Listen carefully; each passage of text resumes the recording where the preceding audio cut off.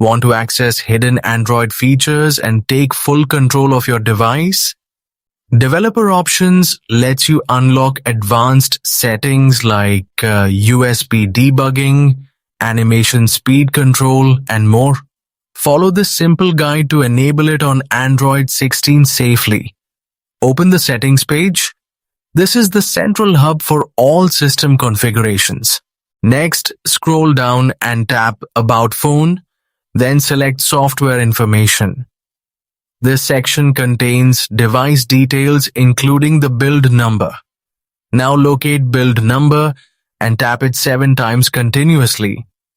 You may be asked to enter your screen lock password or PIN to confirm. After successful verification, a message will appear saying Developer Options are enabled.